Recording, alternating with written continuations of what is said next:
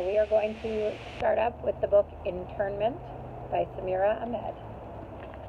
And if you guys remember from what we talked about before school closed, this has a lot of relation, or it's fiction, so it's made up, but it's got a lot of connections to our current political situation, not coronavirus, because that's actually a new current thing compared to what was happening when we were all together, when school was still together. But remember, we talked about the Japanese internment camps of World War II and the current sort of political climate. Okay. Though you muffle my voice, I speak. Though you clip my wings and cage me, I fly. And though you batter my body, commanding me to kneel before you, I resist. All right, so we're on chapter 1. I strain to listen for boots on the pavement, stomping, marching, but there's nothing. Only the familiar chirp of the crickets and the occasional fading rumble of a car in the distance, and a rustle so faint I can't tell if it's the wind or the anxious huff of my breath. But everywhere it's the same as it's always been. The perfectly manicured lawn of Central Square, the gazebo's twinkling fairy lights, the yellow beams from the porch lamps at every door. In the distance, I see a funnel of smoke rising into the air. Most of the town is at the book burning, so I should be safe, or at least safer. Okay, so for all my friends who just came, we are reading it. I have you on mute because I'm also recording it for people who can't be here. That was just page 1. We're starting back from the beginning. Okay, so I'm going to mute you all. It's okay, sweetie. We just started. No worries. Page 2. I don't measure time by the old calendar anymore. I don't look at the date. There's only then and now. There's only what we once were and what we have become. 2.5 years since the election. 2 years since the Nazis marched on D.C. 18 months since the Muslim ban. Remember, this is all fiction. 1 year since our answers on the census landed us on the registry. 9 months since the first book burning. 6 months since the exclusion laws were enacted. 5 months since the Attorney General argued that Korematsu versus United States established precedent for relocation of citizens during times of war. Remember, that relates to the internment of Japanese Americans during World War II, where they took Japanese Americans and they said, yep, we are sort of stripping you of all your rights as citizens because this is wartime and you're a threat, and so we're getting rounded up. Yes, we're starting again. 3 months since they first started firing Muslims from public sector jobs. 2 months since a virulent Islamophobe was sworn in as Secretary of War, a cabinet position that hasn't existed since World War II. 1 month since the President of the United States gave a televised speech to Congress declaring that, quote, Muslims are a threat to America. I thought our little liberal college town would fight it longer, hold out. Some did, but you'd be surprised how quickly armed military personnel and pepper spray shut down the well-meaning protests of liberals in small, leafy towns. They're still happening. The protests turned riots, even though the mainstream media won't cover them. The resistance is alive, some say, but not in my town, and not on the nightly news. Curfew starts in 30 minutes, and this is a stupid risk. My parents will absolutely freak out if they find that I'm not in my room reading, but I need to see David. I force myself to walk calmly, head forward, like I have nothing to hide, even though every muscle in my body shrieks at me to run, to turn back. Technically, I'm not doing anything wrong, not yet, but if the police stop me, well, let's just say they have an uncanny ability to make technicalities disappear. Breathe. Slow down. If I rush from shadow to shadow, I will attract attention, especially from the new motion-sensitive security cameras mounted to the street lamps. Curfew hasn't started yet, and I'm allowed outside right now, but it's already dark. Even here, where almost everyone knows me and my parents, maybe because of that fact, my heart races each time I step out of the house. I cross at the light, waiting for the walk signal, even though there are no cars. I spy a flyer for the burning taped around the lamppost at the corner. Join your neighbors. The words are superimposed on a cascade of banned books, dangerous books. A hard knot forms in my stomach, but I keep walking, eyes still on the poster, and bump headlong into a woman rushing in the opposite direction. She stumbles and drops her bag. Books and flyers fall to the ground. I bend down to help her pick up her things. Sorry, I wasn't looking where I was going. I try to be polite, deferential. Stay calm, I say to myself. It's not past curfew yet. Don't act guilty. You're not guilty of anything. But these days, actual guilt is an afterthought. The woman keeps her head turned away from me, refusing to meet my gaze, shoveling the books and papers back into her bag. I reach for 2 books and glance at the titles before she grabs them from my fingers. Palace Walk by Naguib Mahfouz, Nameless Saints by Ali Amin, my father. For a split second, she looks me in the eye. I suck in my breath. Mrs. Brown, I'm sorry. My voice fades away. Mrs. Brown owns the Sweet Spot on Jefferson Street. She made my favorite birthday cake ever, a green frosted Tinkerbell confection for my 5th birthday. She narrows her eyes at me, opens her mouth to speak, and then clamps it shut. She looks down and pushes past me. She won't even say my name. Her flyer for the book burning somersaults away in the breeze. I shrink into myself. I'm afraid all the time now. Afraid of being reported by strangers, or people I know, of being stopped by police and asked questions to which there are no answers. I pick up the pace to cross the town square, staring straight ahead, wiping the fear off of my face, fighting the tears that edge into the corners of my eyes.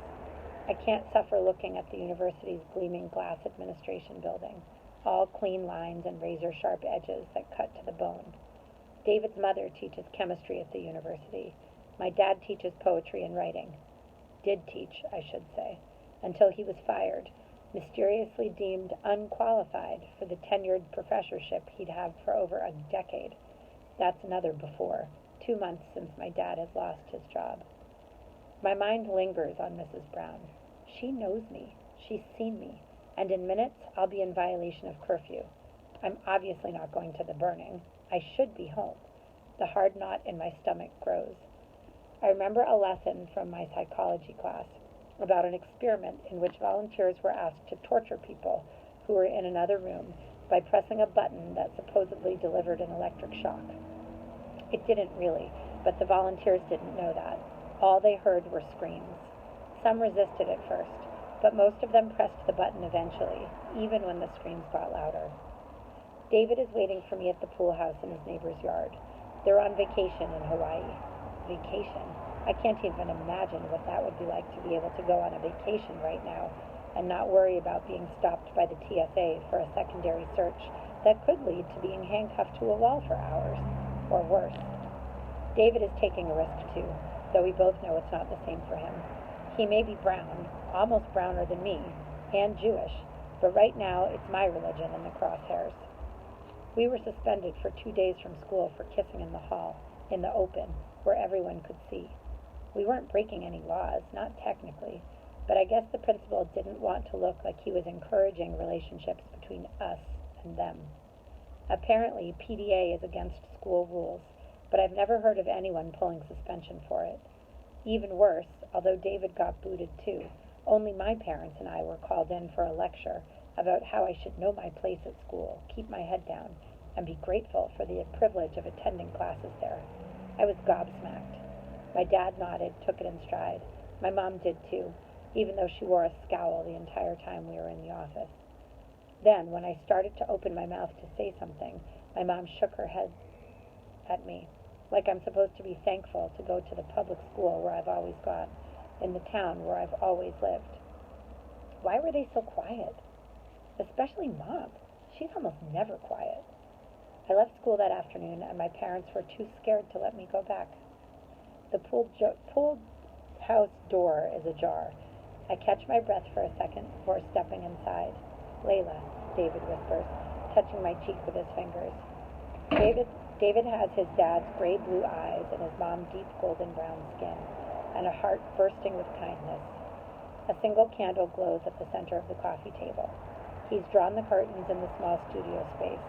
A white sofa piled high with navy blue pillows, some with applique anchors on them, a couple of overstuffed armchairs, lots of faded pink and ivory seashells in mason jars, and on the wall, a framed poster declaring "Life's a beach" against white sand and cerulean sky and sea. We're alone. Hi, Maria. We're on page 7. We're alone. I imagine that this is what it must have been like decades ago, before the cold lights of computer screens and tablets and phones permanently eliminated the peace of darkness from our lives. Without saying a word, I walk into David's arms and kiss him. I pretend that the world beyond the curtains doesn't exist. Being in his arms is the only thing that feels real right now, the only place where I can pretend, for a moment, that we're still living in the before, the way things used to be. I pretend that David and I are making plans for summer, that we'll play tennis some mornings, that we'll go to the movies. I'll pretend that I'll be graduating in a few months and going to college like my friends. I pretend that David and I will exchange school hoodies. I pretend that high school relationships last into college. Most of all, I pretend that this magic hour is the beginning of something, not the end. We sink to the sofa. While we kiss, he runs his fingertips along my collarbone, a whisper-like touch that makes me shiver. I nuzzle my face into his neck.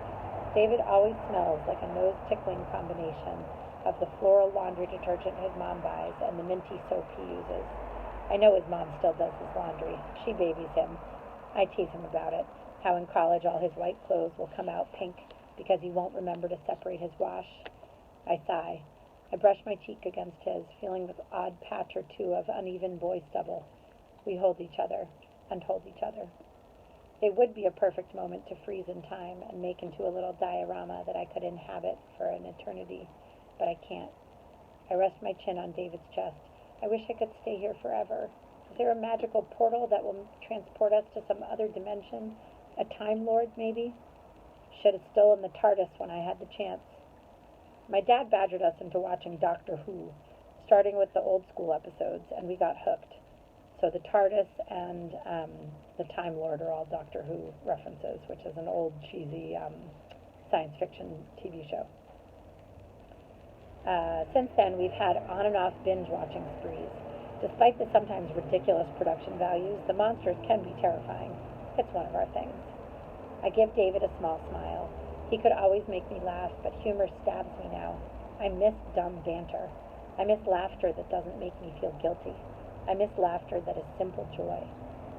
Everything about being with David feels natural, like the crooked, happy smile he's wearing right now, like the comfortable moments we can pass in silence, like our ability to just be with each other. We've known each other since grade school, but it was last year at homecoming bonfire that we had our first kiss. David sat next to me and took my hand, intertwining his fingers with mine. It felt like waking up to a perfect sunrise. Around us, everyone was drinking and rowdily mock-singing the school fight song and making out, but all we did was just sit there, holding hands. And the crowd started to thin in the shadows of dying embers. I turned to look at David. And when I wiped a bit of white ash from his forehead, he brought my hand to his lips and kissed my fingertips. I reached up and kissed him, my heart pulsing in every cell of my body. Looking back now, I think I gravitated toward David because, like me, he was different. His dad's family is Ashkenazi, and his mom's side are Jewish refugees from Yemen. Maybe politics and borders were supposed to keep us apart, but David and I built a safe space, a nest where our differences brought us together. I look into David's eyes and squeeze his hand. We both know that I have to go, that this evening can't last. Without a word, we stand up from the couch. I zip my hoodie. David wraps his arms around my waist and peppers my face with gentle kisses. My heart thrums in my ears. I could live in this moment forever, let time fade away until we wake on the other side of this madness. I wish we had more time, David says. I know he means he wants us to have more time together tonight, but I can't help but take his words as meaning something more. Time has a weight to it now, a mood, and it's usually an ominous one. The world is too much with us, late and soon, I say, and kiss David on the cheek. He knits his eyebrows together, a little confused. It's from a million-year-old poem by Wordsworth that my dad made me read, about how consumerism is killing us and we don't have time for anything really important. But I sometimes read it as, The world is all out of whack. Our phones beep at the same time. I check my screen. A wireless emergency alert flashes. One people, one nation. Tune in at 9 o'clock p.m. for the President's National Security Address to be broadcast on all channels. It's a reminder about the weekly speech tonight. 2 weeks ago, the President's speeches became required viewing. All other programming on television and radio stops. The internet doesn't work. The text of the speech scrolls across phones. Technically, I suppose, you could turn your television off, but my parents keep it on, with the volume low. My parents are too afraid now of making mistakes. Can you believe this crap? The alerts are supposed to be like for missing kids, not speeches from bigots. David shakes his head and squeezes my hand tighter. I really have to get back, I say. The bonfire will be over soon. People will be walking home. I think of bumping into Mrs. Brown, her squinting eyes. My mom will die if they catch me. David takes a step back. His jaw clenches before he speaks. Bonfire? Let's not use euphemisms. They're burning books in the school parking lot. They're fucking burning books.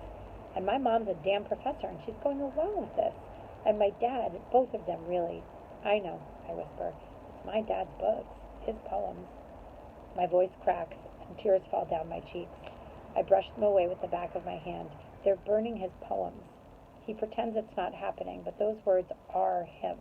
He's trying to hide it, but I know it's killing him. Both of my parents, all of us. Is this how the end begins? It's not the end of anything, he says, especially not of you and me. Sure, right, as if your parents haven't forbidden you to see me. It's my dad. He's being a total asshole. And my mom, she's going along with him.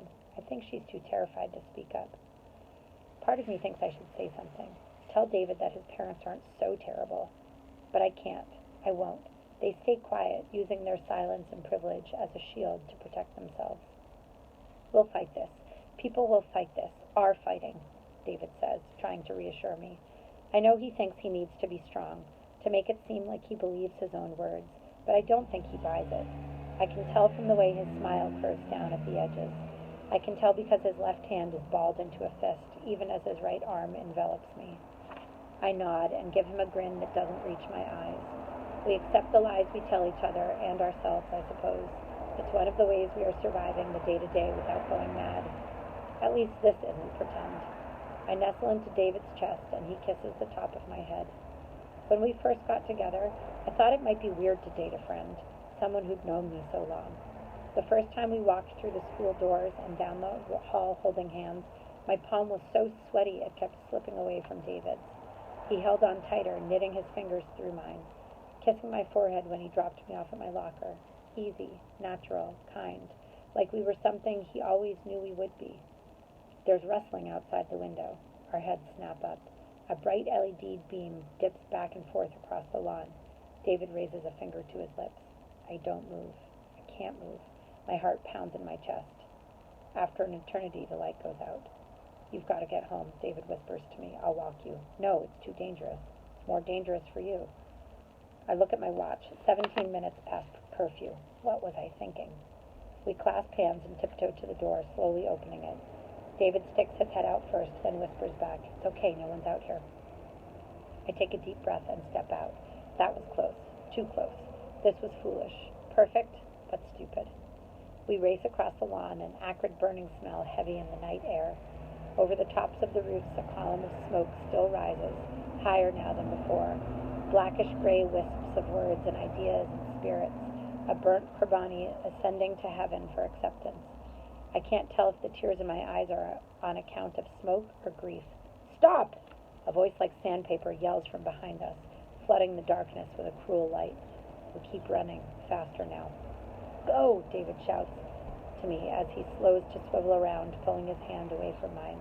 I stop, almost stumbling over myself. I can't leave you. David pushes me into the darkness. It's not me they want. Run! All right, so that was chapter 1.